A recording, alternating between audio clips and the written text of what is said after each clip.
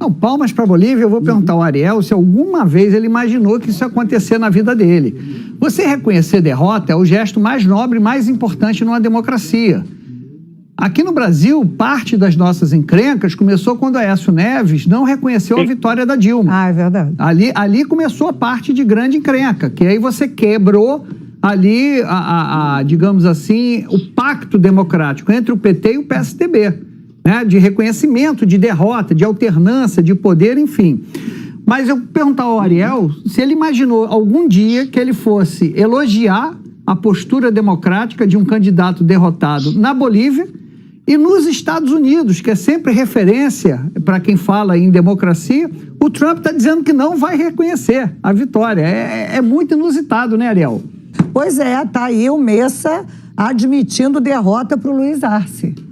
Interessante as reviravoltas da política, né? Quando se esperava, na verdade, um endurecimento da política boliviana, quer dizer, endurecimento no sentido de ser mais à direita ou bastante à direita, ou com um eventual aumento aí da popularidade do Camacho, que era o candidato da extrema-direita, extremamente religioso, que chegou a, mais uma vez, a invocar Deus, dizendo que Deus seria eleito e governaria através dele, assim, tudo mais.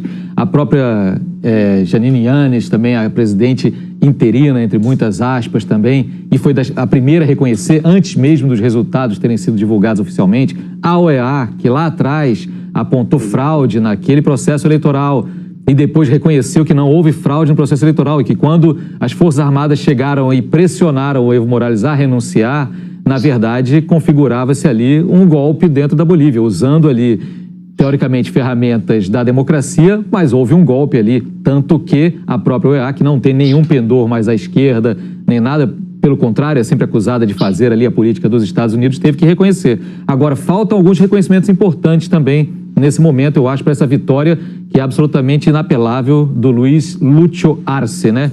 Que é assim chamado, que disse que nesse momento a Bolívia recuperou a alma dela. Ele usou até a palavra indígena para falar isso, que foi um processo que foi para além da política. Foi interessante, não é uma invocação não de Deus, mas talvez dos deuses do panteão ali, dos indígenas bolivianos e das populações originais. Mas falta o reconhecimento mais claro e assertivo dos Estados Unidos, que na primeira hora reconheceram logo o movimento ali que levou essa presidente interina ao poder, do próprio governo brasileiro, que precisa ser enfático no sentido de que vai respeitar a soberania desse país, que é um país amigo, com quem temos relacionamento, que lá atrás teve atritos por conta da questão do gás. E aí eu chego a um terceiro ponto, que é a questão das riquezas da Bolívia, né? A Bolívia, que é hoje um dos países mais pobres do hemisfério americano, é, ao mesmo tempo, historicamente, um dos países mais ricos também.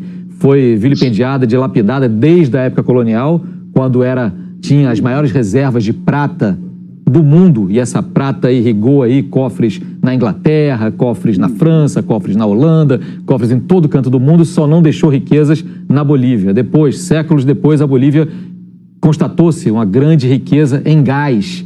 E aí, durante muito tempo, o Brasil, inclusive, tinha acordo com a Bolívia de compra de gás, mas pagava algo irrisório, graças aos ditadores de plantão, aos governos autocráticos de plantão na Bolívia. Pagava-se muito pouco por essa riqueza boliviana, que nunca rendeu os frutos para o povo boliviano. Hoje, quando houve a derrubada do Evo Morales, lá atrás, que deu esse processo todo que acaba agora nessa eleição, o Elon Musk, vamos lembrar, bilionário sul-africano, o rei dos carros elétricos, dos foguetes, de quem falamos tanto aqui, disse que poderiam derrubar quantos governos fosse preciso, sempre que achasse necessário. Por que ele falava isso? Porque havia um questionamento sobre a influência da Tesla, a empresa dele, grande compradora de lítio para suas baterias dos carros elétricos, e a Bolívia é o país mais rico em lítio do mundo. Então, o que a gente pode torcer, além de que a democracia boliviana realmente se fortaleça, é que, de uma vez por todas, os bolivianos, a maioria da sua população, tenham a chance de usufruir um pouco das riquezas desse país tão rico e tão vilipendiado ao longo da história toda.